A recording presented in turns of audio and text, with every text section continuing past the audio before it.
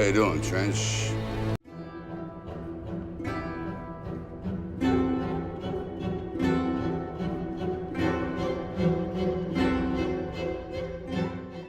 Sup dogs, welcome back to the Majesty of Reason. I'm Joe Schmid, and today we have a very special episode because I have invited Elephant Philosophy on. As many of you know, Elephant Philosophy, or EP, had a philosophy channel mainly dedicated to philosophy of religion, where he posted videos quite similar to mine, but just that were in a much shorter format. I had been on his channel, he's been on my channel, and we're pretty good pals. And I figured that since he's been off the platform for a while, I figured I'd offer him the opportunity to come on my channel and have some fun. So yes, this is the return of Elephant Philosophy. He's back. Now, the question you might be thinking is, will this be regular? Will he be a regular guest on the channel, or will he regularly be making videos? Well, probably not. In other words, don't expect this to happen super often. He got off social media for a reason. I mean, it's a stressful world, and he has other things in life to focus on. It's really the healthiest and best decision for him. With that said, he will come on my channel occasionally, whether for his own lecture style videos or a discussion between me and him. In fact, we just recorded a discussion on ontological arguments, but that won't be uploaded for over a month or so. I have some other really fun videos lined up in the interim. My point here is just that his appearances won't fit any predetermined pattern, and they won't be regular or super frequent. I'm just happy that he's joining me to help serve you guys in your pursuit of truth. Now, before getting to the video that he made, I just want to point out that I've already done a video with Wes Morriston here, the Kalam and Successive edition, on the topic that EP is covering. So I highly, highly recommend you guys watch this video. It covers the Successive edition argument. And anyone interested in the Successive edition argument for the finitude of the past, I would say needs to be aware of Wes Morriston's recent 2021 paper, which is precisely what we discuss in this video, and we do it for a popular audience. And then secondly, anyone interested in the Kalam should check out my series, Kalam, Infinity, and Paradox. That is essentially my playlist on the Kalam cosmological argument. Talk about causal finitism in there, the unsatisfiable paradiagnosis, Hilbert's Hotel, the successive addition argument, arguments for the impossibility of actual infinites, and so on. So boatloads of stuff in there that all of you guys should check out. And then finally, I'm just going to notify you guys of two papers that are both in the description. First is Infinity, Time, and Successive Addition. This is published in 2021 in the Australasian Journal of Philosophy by Wes Morriston. Such an excellent paper criticizing the successive addition argument. And secondly, I think this is a forthcoming paper in the journal Mind, which is like the top philosophy journal in the world, by Alex Malpass, entitled All the Time in the World. Therein, he criticizes the successive addition argument as well. So this is yet another criticism that you guys should be aware of the successive addition argument. Josh Rasmussen actually called Alex's paper here beautiful. That's a quote from him. So definitely check it out. But without further ado, enjoy the show. So yes, hello ladies and gentlemen, boys and gals, comrades and beloved heathens or whatever.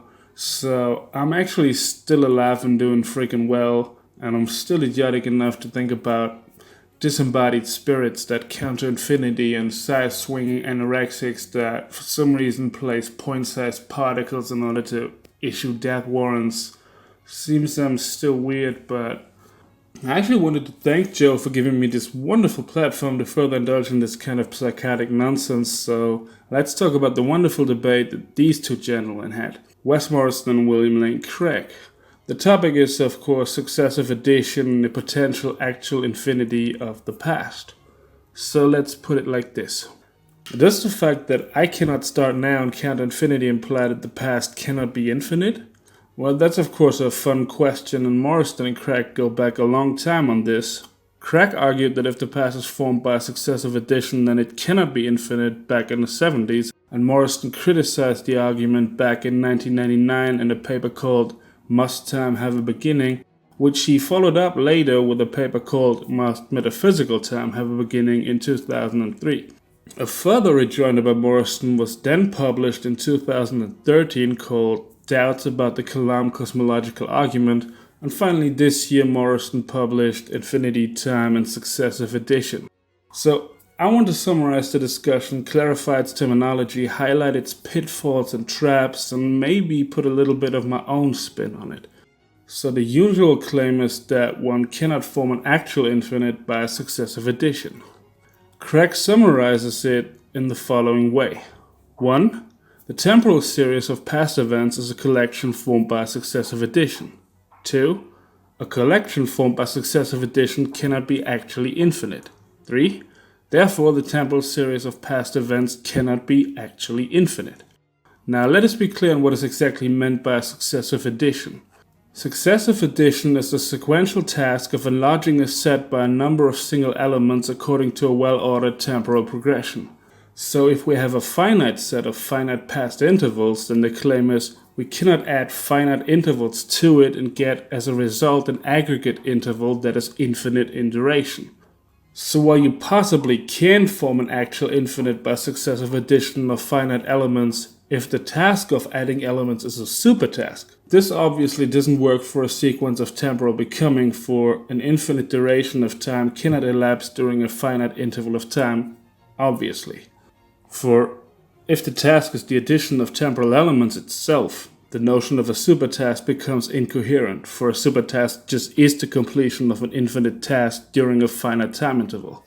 So while there can be a temporal series of infinite progression and finite duration, in the sense of the passing of half and then a quarter and then an eighth of, say, a minute and so forth, a supertask of adding up temporal elements of infinite duration during a finite interval is not feasible.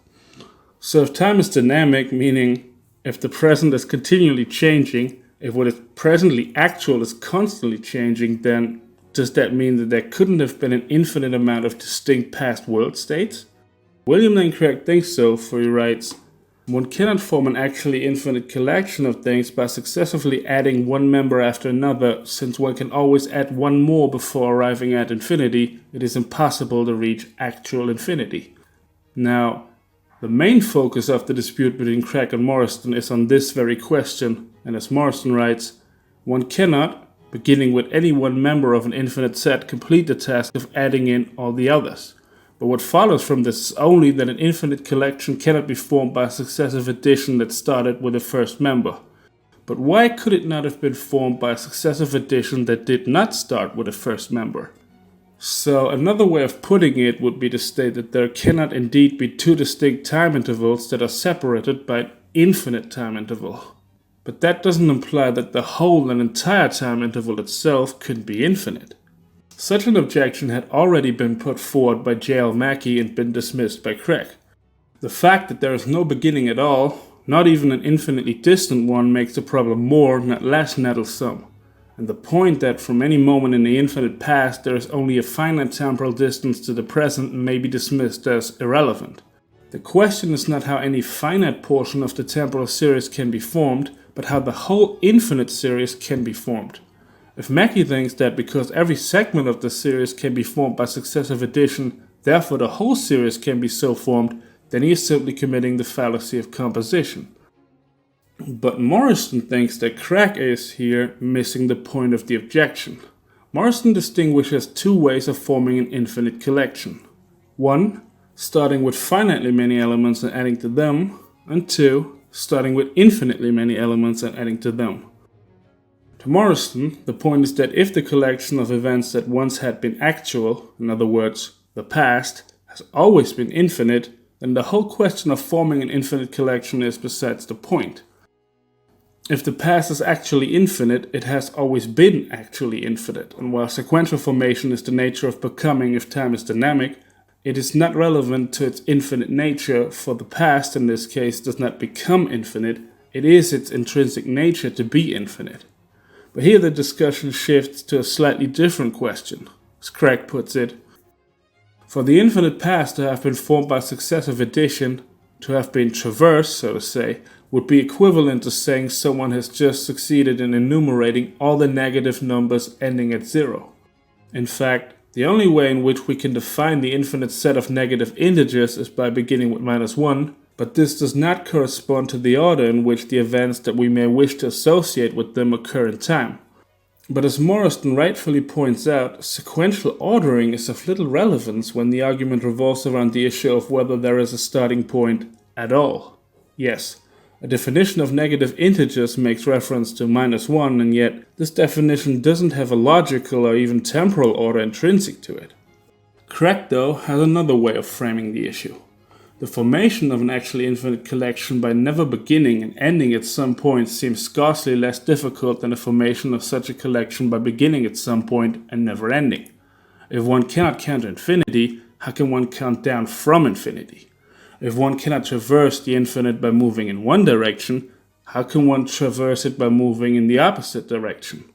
Marston, though, points out that not any enumeration can, in principle, be reversed.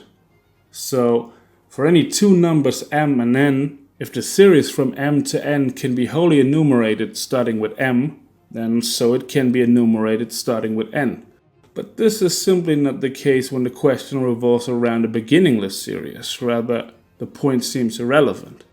Craig's point seems to me to border on a misunderstanding.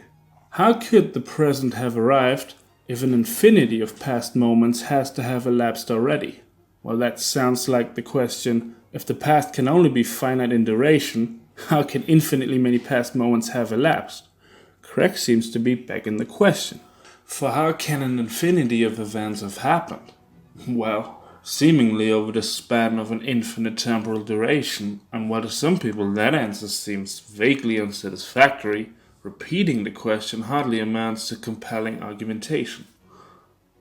Morrison points out, the critic of the argument is not trying to prove that necessarily the past is infinite.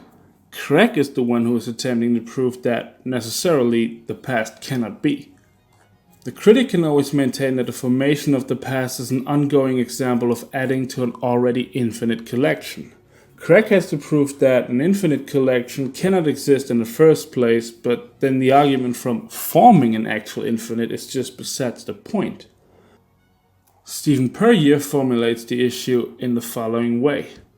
If it is impossible to form a sequence of order type omega by successive addition, then by symmetry it should be impossible thus to form a sequence of order type omega star, i.e. the order type of these sequences of negative integers, since the one is just the reverse of the other.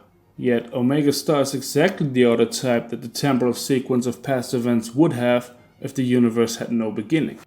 The idea is that we can make a certain inference on the grounds of fundamental symmetry here. 1. A sequence of order type omega cannot be completed by a successive addition, and 2. Therefore, a sequence of order type omega star cannot be completed by successive addition. But according to Morrison, this just doesn't seem right. Look at these two sequences. There is a clear symmetry about their nature in the way that the elements clearly correspond to each other, but if the process of formation is concerned, this process is completely asymmetrical between these two. As Morrison puts it, reversing the order of the elements of the sequence removes the reason for thinking that it cannot be completed by successive addition, or giving us no compensating reason for thinking that the switched around series could not have been. There is another argument that Craig employs. If there is a person who has counted down from infinity and finishes today, counting 0, how is it possible that he hasn't already done so yesterday, for he already had an infinite amount of time to finish his task? Indeed, there is a one-to-one correspondence between all the negative numbers and the number of days of an infinite past up until yesterday, so he should have been able to finish his task yesterday. Morrison replies that there is a modal fallacy involved in Craig's reply. Surely, for any day, past or future, there is a one-to-one correspondence between past days and the negative numbers, so a counter could have finished every day. But it just doesn't follow that a counter necessarily has to have finished yesterday. To put this formally, for any day n, there could be a counter m, so that on day n the counter m counts 0 if the past is without beginning. So the fact that a counter has been counting down from infinity eternally underdetermines the day it reaches 0.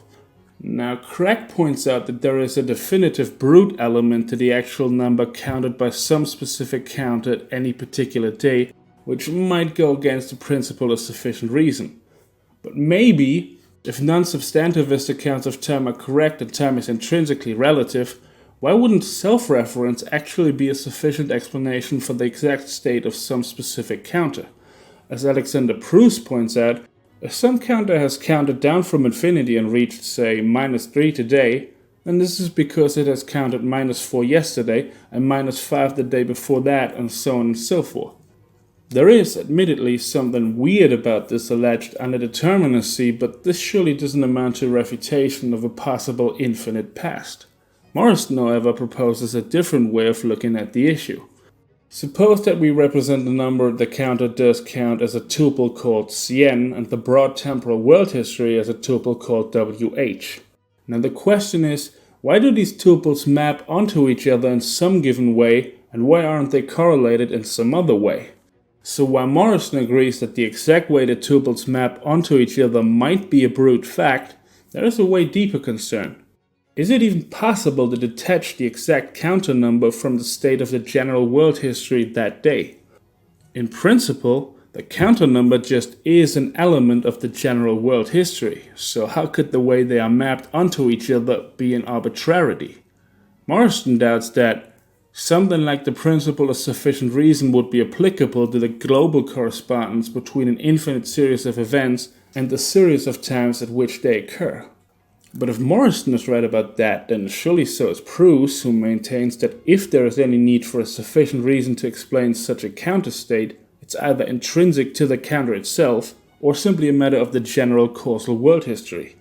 As he puts it, so whilst those events might perhaps have had different temporal relations to one another, it is not the case that the history of everything, consisting of just those events temporally ordered just as they are, could have taken place at an earlier series of times.